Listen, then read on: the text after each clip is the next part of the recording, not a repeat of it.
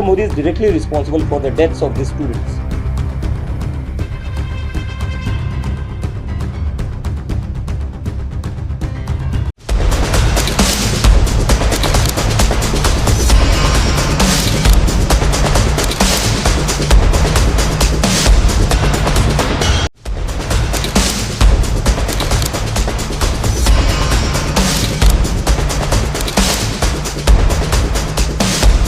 तो दोस्तों, क्या आज वो दिन आ चुका है जब मोदी सरकार के एक बड़े और ताकतवर मंत्री की कुर्सी पूरी तरह से हिल जाएगी? क्या धर्मेंद्र प्रधान का इस्तीफा अब सिर्फ चर्चाओं तक सीमित रहेगा या फिर सच में कुछ होने जा रहा है? क्या प्रधानमंत्री नरेंद्र मोदी पर अब इतना दबाव बन चुका है कि उन्हें अपने ही मंत्री को हटाना पड़ेगा? और सबसे बड़ा सवाल यही है कि क्या जंतर मंतर पर उठ रही हजारों छात्रों की आवाज अब सीधा 7 लोक कल्याण मार्ग यानी कि प्रधानमंत्री आवास तक पहुंच चुकी है? नमस्कार दोस्तों, आप देख रहे हैं बुद्धा इंस्पायर्ड। मैं हूं आपके साथ विकी कुमार और आज की इस रिपोर्ट में हम आपको ले चलेंगे उस आंदोलन के अंदर जो पिछले कई दिनों से लगातार दिल्ली के दिल यानी कि जंतर मंतर पर चल रहा है। ये कोई मामूली प्रदर्शन नहीं है, ये कोई एक दिन का गुस्सा नहीं है। उन छात्रों का दर्द है जो सालों से पढ़ाई कर रहे हैं, जो रात रात भर जाग करके तैयारी कर रहे हैं, जिनके माँ बाप अपना पेट काट करके उन्हें कोचिंग भेजा है और उनके भविष्य के साथ बार बार खिलवाड़ हो रहा है। पेपर लीक के नाम पर हो रहा है, सरकारी सिस्टम की लापरवाही के नाम पर हो रहा है और एक के बाद एक होती परीक्षाएं रद्द होने के नाम पर हो रहा है। अब सवाल यह है कि आखिर ये आंदोलन शुरू कैसे हुआ और कहां तक पहुंच चुका है। बात शुरू होती है उस 6 तारीख से जब कुछ छात्रों ने हाथों में तख्तियां उठा करके जंतर मंतर पर बैठना शुरू किया। उस वक्त किसी ने सोचा भी नहीं था कि ये छोटा सा प्रदर्शन इतने बड़े आंदोलन का रूप ले लेगा।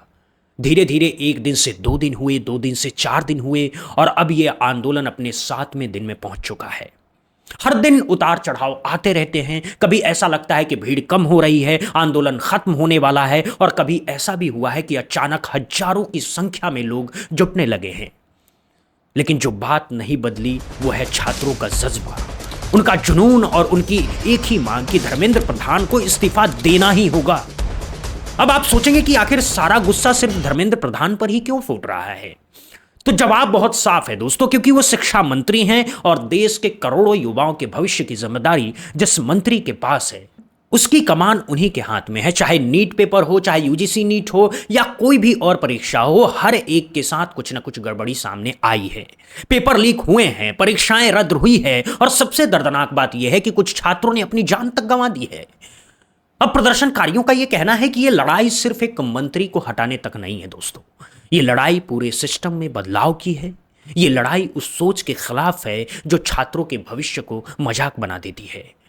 दोस्तों, जंतर मंतर पर अलग अलग राज्यों से लोग पहुंच रहे हैं। कोई बिहार से आया है, कोई उत्तर प्रदेश से आया है, कोई राजस्थान से आया है, कोई मध्य प्रदेश से आया। हर कोई एक ही उम्मीद लेकर आ रहा है कि शायद इस बार उनकी आवाज सुनी जाएगी, शायद इस बार सरकार जागेगी, शायद इस बार कोई ठोस कदम उठाया जाएगा। कई बार सवाल भी उठते हैं कि भीड़ कम है, क्राउड कम है, लेकिन हकीकत यह है कि हर दिन किसी न किसी स्तर पर प्रदर्शन जारी है। चाहे दिन हो या रात, चाहे धूप हो या बारिश, छात्र अपनी जगह से हिले नहीं हैं।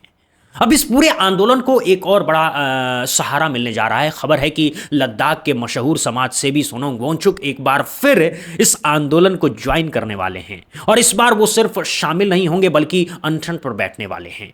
अब आप समझ सकते हैं कि सोनम वांगचुक का नाम आते ही पूरे देश का ध्यान खिंचाता है। उन्होंने भी लद्दाख के लिए लंबा आंदोलन चलाया था और अब अगर वो इस आंदोलन में आ जाते हैं तो ये आंदोलन सिर्फ छात्रों का नहीं रहेगा, ये राष्ट्रीय स्तर पर बहुत बड़ा रूप ले लेगा। उधर कांग्रेस पार्टी भी लगातार धर्मेंद्र प्रधान के इस्तीफे की मांग कर रही है। राहुल गांधी से लेकर के पार्टी के दूसरे बड़े नेता भी सरकार पर हमलावर हैं। उनका सीधा सवाल यही है कि अगर इतने छात्रों का भविष्य बर्बाद हुआ है तो जिम्मेदारी कौन लेगा? अगर जिम्मेदारी नहीं ली जाएगी तो फिर लोकतंत्र कैसा, फिर सरकार कैसी, फिर मंत्रिमंडल कैसा? तो वहीं कॉकरोच जनता पार्टी और उसके संस्थापक अभिजीत देवके ने भी सरकार को सीधे सीधे अल्टीमेटम दे दिया है। उन्होंने कहा है कि अगर अब भी कोई कार्रवाई नहीं हुई तो यह आंदोलन और तेज होगा और देश के कोने कोने तक पहुंचेगा। Campaign that is Pradhan go back, तो पूरे देश में हम ये कैंपेन चलाएंगे and we will give a call nation for to all the students, to all the parents, to all the teachers, activist, farmer unions and other organisations to please come to Jantar Mantar. इस देश में accountability नाम की कोई चीज बची नहीं है। कब तक ये देश बिना अकाउंटेबिलिटी के चलेगा? और बिना अकाउंटेबिलिटी की कैसी डेमोक्रेसी है? मतलब सारे लोग बोल रहे हैं कि आपको पता है कि इस सरकार में इस्तीफे नहीं होते, आपको तो पता है इस सरकार में इस्तीफे नहीं होते। ये कोई अच्छी बात है क्या इस्तीफे नहीं होते? तो सरकार को कहीं ना कहीं जिम्मेदारी लेनी पड़ेगी। और अगर नरेंद्र मोदी धर्मेंद्र प्रधान का इस्तीफा नहीं लेते तो Narendra Modi is directly responsible for the deaths of the students. दोस्तों, यानी अब ये लड़ाई सिर्फ छात्रों तक नहीं रहने वाली। अब इसमें किसान संगठन भी जुड़ेंगे, शिक्षक भी जुड़ेंगे, अभिभावक भी जुड़ेंगे और देश के हर वो आम नागरिक जुड़ेंगे जो इस सिस्टम से तंग आ चुके हैं। अब बड़ा सवाल यह है कि इस आंदोलन का सबसे जरूरी मुद्दा क्या है? तो जवाब है अकाउंटेबिलिटी, यानी कि जवाबदेही। इस देश में अकाउंटेबिलिटी के नाम पर कोई चीज नहीं बची है। कब तक यह देश बिना अकाउंटेबिलिटी के चलेगा? और बिना अकाउंटेबिलिटी की कैसी डेमोक्रेसी है दोस्तों? मतलब सारे लोग बोल रहे हैं कि आपको पता है इस सरकार में इस्तीफे नहीं होते, आपको तो पता ही है इस सरकार में इस्तीफा नहीं होते। ये कोई अच्छी बात है क्या? इस्तीफे नहीं होते तो सरकार को कहीं ना कहीं कोई जिम्मेदारी तो लेनी चाहिए। यह सीधा सीधा आरोप है प्रधानमंत्री पर, और यह आरोप उन छात्रों की तरफ से है जो अपनी जान देने पर मजबूर हो चुके हैं। अब सोचने वाली बात यह है कि क्या प्रधानमंत्री इस दबाव को नजरअंदाज कर पाएंगे? क्या वो चुप रह पाएंगे या फिर कोई बड़ा फैसला लेंगे? इसी के साथ दिल्ली के सियासी गलियारों में एक और बहुत बड़ी चर्चा चल रही है, और वो ये है कि मोदी सरकार के संभावित मंत्रिमंडल विस्तार की। सूत्रों की माने तो अगले कुछ दिनों में कैबिनेट में बड़ा फेरबदल हो सकता है। हालांकि अभी तक सरकार की ओर से कोई इसकी आधिकारिक घोषणा नहीं हुई है, लेकिन पिछले कुछ दिनों में जो घटनाक्रम हुआ है उसने इन चर्चाओं को और ज्यादा हवा दे दी है। पहली बात, राष्ट्रपति भवन में प्रधानमंत्री नरेंद्र मोदी की एक खास मुलाकात हुई। इसके बाद कैबिनेट की एक अहम बैठक हुई, और फिर एक और बड़ी खबर आई कि केंद्रीय मंत्री जॉर्ज कुरियन ने अचानक एक प्रेस कॉन्फ्रेंस की। अब आप समझिए, ये सब घटनाएं इतने कम समय में हो रही हैं और सबका सीधा सीधा कनेक्शन कैबिनेट से जुड़ा हुआ है। इससे साफ है कि कुछ बड़ा होने वाला है कैबिनेट में, कुछ चल रहा है पर्दे के पीछे दोस्तों, और शायद वो कुछ अगले ही दिनों में सामने आ जाएगा। अब सवाल यह है कि क्या ये कैबिनेट विस्तार सिर्फ नए चेहरों को मौका देने के लिए होगा, या फिर पुराने कुछ चेहरों की छुट्टी भी तय है? राजनीतिक विश्लेषकों का कहना है कि सरकार पर इतना दबाव है कि अब उन्हें कोई ना कोई बड़ा फैसला लेना ही पड़ेगा, और अगर लिया गया तो उसका सबसे पहला असर शिक्षा मंत्री पर ही दिखेगा। अब आते हैं आज की सबसे बड़ी बात पर। इस पूरे आंदोलन के आगे का रास्ता क्या है? कहां तक जाएगा ये आंदोलन? क्या होगा इसका अंजाम? सूत्रों और जमीनी हकीकत को देखें तो तीन बड़ी संभावनाएं सामने आ रही हैं। पहली संभावना यह है कि अगर सरकार की तरफ से कोई ठोस राजनीतिक प्रतिक्रिया नहीं आती है तो हो सकता है यह आंदोलन धीरे धीरे कमजोर पड़ जाए, हो सकता है छात्र थक जाएं, हो सकता है मीडिया का ध्यान कहीं और चला जाए, हो सकता है धीरे धीरे यह मुद्दा भी पुरानी खबरों के ढेर में दब जाए। लेकिन यह संभावना सबसे कम है क्योंकि छात्रों का जुनून अभी भी कम होता नहीं दिख रहा है। दूसरी संभावना यह है कि अगर इस आंदोलन में और बड़े बड़े चेहरे जुड़ते हैं, खासतौर पर social media activist, film industry से जुड़े लोग, खेल जगत की बड़ी हस्तियां या फिर सोनम वांगचुक जैसे आंदोलनकारी नेता, तो यह आंदोलन और ज्यादा तेज हो सकता है और सिर्फ दिल्ली तक सीमित नहीं रहेगा बल्कि देश के अलग अलग शहरों में फैल जाएगा। मुंबई हो, बेंगलुरु हो, चेन्नई हो, हैदराबाद हो, कोलकाता हो, पटना हो, लखनऊ हो, हर शहर के प्रदर्शन की खबरें आने लगेगी। और तीसरी सबसे बड़ी संभावना यह है कि सरकार कोई बहुत बड़ा फैसला ले, जैसे कैबिनेट में फेरबदल या फिर शिक्षा मंत्रालय में कोई बड़ा बदलाव, जो पूरे इस विवाद को एक नया मोड़ दे सके। अगर ऐसा होता है तो यह आंदोलन के लिए एक बहुत बड़ी जीत मानी जाएगी, क्योंकि इससे प्रदर्शनकारियों को यह विश्वास होगा कि उनकी आवाज सच में सुनी गई है, उनका दबाव सच में काम कर रहा है, कि लोकतंत्र अभी भी जिंदा है। अब आप सोचिए, ये कोई आम बात नहीं है दोस्तों। इस देश में जब किसी मंत्री से इस्तीफे की मांग होती है तो आमतौर पर सरकार उसे नजरअंदाज कर देती है, लेकिन इस बार मामला अलग है। इस बार सिर्फ विपक्ष नहीं है, इस बार सिर्फ कांग्रेस नहीं है, इस बार सीधे सीधे लाखों छात्र हैं, उनके माँ बाप हैं, उनके शिक्षक हैं, और ये तादाद बढ़ती जा रही है। ऐसे में सरकार के लिए चुप रहना अब बहुत मुश्किल हो रहा है। अब चाहे कुछ भी हो, अब चाहे फैसला जो भी आए, लेकिन एक बात तो तय है कि देश की राजनीति में बहुत कुछ बदलने वाला है, और ये बदलाव कोई छोटा मोटा बदलाव नहीं होगा। इस बीच एक और बात जो ध्यान देने वाली है दोस्तों, वो ये है कि शुरुआती दिनों में जब आंदोलन शुरू हुआ था तो भीड़ को लेकर के बहुत सारे सवाल उठे थे। कुछ लोगों ने कहा था कि भीड़ कम है, कुछ ने कहा था कि ये सिर्फ एक सीमित आंदोलन है। लेकिन धीरे धीरे जैसे जैसे दिन बढ़ते गए वैसे वैसे भीड़ भी बढ़ती गई, खासकर दोपहर और शाम के समय में जब छात्र अपने अपने काम धाम या कोचिंग से निकल करके सीधे जंतर मंतर पर पहुंचते हैं, तब हजारों की संख्या में लोग वहां जुटते हैं। और सबसे बड़ी बात यह है कि आंदोलन रुका नहीं है बल्कि लगातार बना हुआ है।